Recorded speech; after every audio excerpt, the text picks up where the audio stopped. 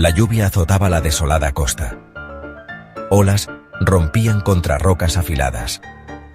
El viento aullaba una canción triste, haciéndose eco de la furia de la tempestad. La tormenta, una bestia furiosa, había atormentado la costa durante días. Dos figuras, recortadas contra el cielo gris, luchaban contra el viento. Eran investigadores, atraídos a este lugar desolado por un misterio escalofriante. Un pequeño pueblo de pescadores, una vez enclavado entre los acantilados y el mar, había quedado en silencio, sin llamadas de auxilio, sin supervivientes. Solo un silencio inquietante flotaba en el aire, roto solo por los gritos del viento. El pueblo simplemente había desaparecido, tragado por la tormenta y las sombras que proyectaba. A través de la lluvia torrencial, uno de los investigadores, un detective experimentado llamado Vargas, vio algo en la cima del acantilado. La tormenta rugía con furia, pero sus ojos entrenados no podían ser engañados. Una luz tenue y parpadeante, como una estrella solitaria luchando contra el amanecer que se aproximaba. Era un destello de esperanza en medio de la oscuridad. Señaló hacia la luz, su rostro sucio de lluvia y agotamiento. Cada gota de agua parecía pesar una tonelada, pero no podía ignorar lo que había visto. ¡Miren!, gritó, su voz casi perdida por el viento. El sonido del trueno casi ahogaba sus palabras, pero la urgencia en su tono era inconfundible. ¡Allá arriba! Su compañero, un joven oficial sin experiencia llamado Romero, entrecerró los ojos bajo la lluvia.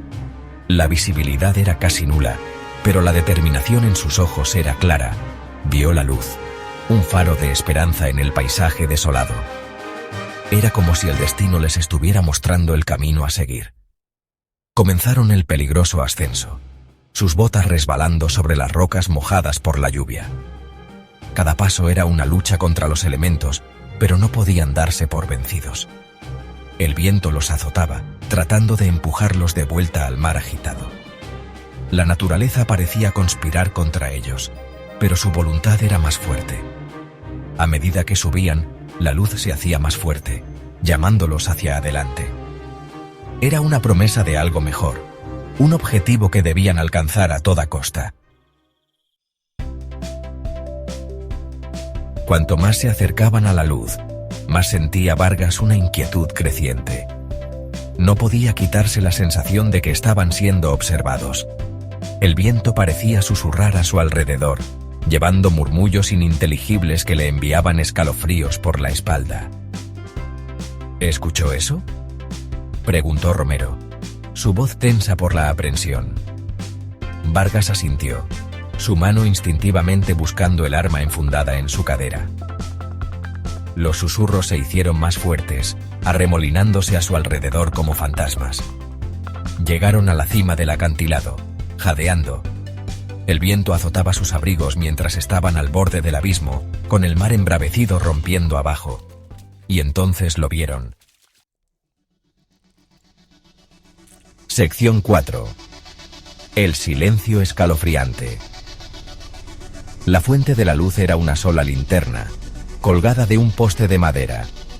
Su luz parpadeante apenas lograba penetrar la oscuridad que envolvía el lugar. Iluminaba una escena de total devastación. Las sombras danzaban sobre los restos, creando figuras fantasmales en la penumbra. El pueblo de pescadores, una vez un bullicioso centro de vida, era ahora un páramo de maderas destrozadas y muebles rotos.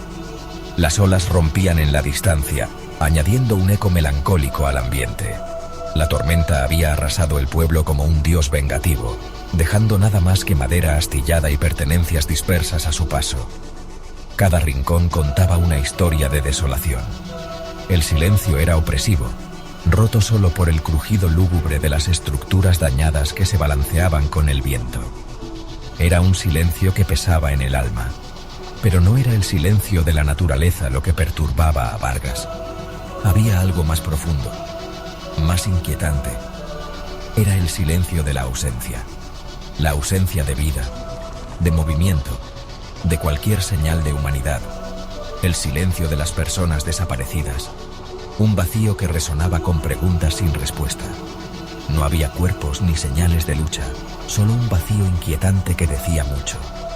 Un misterio que esperaba ser desentrañado. Sección 5. Una pista. Entre los escombros. Vargas y Romero se movieron con cuidado entre los escombros, sus pasos resonando en el silencio. La devastación era abrumadora, con cada rincón del paisaje contando una historia de destrucción. La tormenta había amainado, dejando una quietud antinatural a su paso. El aire estaba cargado de una tensión palpable, como si el mismo viento susurrara secretos olvidados. Cada ráfaga de viento, cada crujido de madera les enviaba escalofríos por la espalda. Era como si el lugar mismo estuviera vivo, observándolos mientras buscaban pistas. Romero se agachó, recogiendo la muñeca de una niña. Su rostro de porcelana agrietado y mirando fijamente. La muñeca, un vestigio de inocencia en medio del caos, parecía fuera de lugar. Verla, tan inocente, tan fuera de lugar en esta escena de devastación, le produjo un nudo en la garganta. Era un recordatorio doloroso de lo que se había perdido. Vargas notó un trozo de tela enganchado en un clavo que sobresalía de un trozo de madera a la deriva. Se acercó con cautela, sus ojos examinando cada detalle. Era un trozo de red de pescador, pero lo extraño era el patrón tejido en ella. No era algo que se viera todos los días. No era un diseño de red típico, sino una serie de símbolos intrincados, diferentes a todo lo que Vargas había visto antes. Estos símbolos parecían tener un significado oculto, un mensaje que aún no podían descifrar. Sección 6. Las sombras se profundizan. A medida que descendía la oscuridad, las sombras en el pueblo en ruinas parecían retorcerse y contorsionarse, tomando formas ominosas. El silencio, una vez opresivo, ahora estaba lleno de un zumbido bajo que parecía emanar del mismo aire. «Deberíamos irnos de aquí», susurró Romero, su voz tensa por el miedo. «Este lugar se siente mal». Vargas también lo sentía, una creciente sensación de temor que se intensificaba con cada momento que pasaba. Los símbolos en el fragmento de red, el silencio antinatural, los susurros en el viento, todo apuntaba a algo antiguo y malvado, algo que acechaba justo más allá del velo de la realidad. Sección 7. La terrible verdad. De repente, el suelo bajo sus pies se estremeció. El zumbido bajo se intensificó, vibrando a través de sus huesos, y una luz fría y fosforescente comenzó a emanar del pozo en el centro del pueblo en ruinas. La luz pulsaba, proyectando sombras grotescas que bailaban y se arremolinaban a su alrededor. Los susurros en el viento se fusionaron en una sola voz, antigua y poderosa, que parecía hablar directamente a sus mentes. La voz hablaba de un ser de inmenso poder, que dormía bajo las olas, despertado por la tormenta. Hablaba de un sacrificio, un pueblo ofrecido para apaciguar su ira. Y luego, con una finalidad desgarradora, habló de su destino. Sección 8. Atrapados. El suelo se abrió, tragándose el pozo y arrastrando a Vargas y Romero hacia un abismo abierto. Arañaron la tierra, desesperados por escapar de la fuerza, pero fue inútil. El suelo se desmoronó bajo las yemas de sus dedos. Mientras caían, lo vieron, un ojo colosal, mirándolos desde las profundidades. Era un ojo que poseía un conocimiento antiguo y un hambre infinita. Un ojo que había presenciado el auge y la caída de civilizaciones. Un ojo que había despertado. Lo último que Vargas vio antes de que la oscuridad lo reclamara fue el rostro aterrorizado de Romero, sus ojos muy abiertos por un horror que reflejaba el suyo. Luego, fueron tragados por el abismo, sus gritos perdidos en el silencio resonante. Sección 9. Epílogo.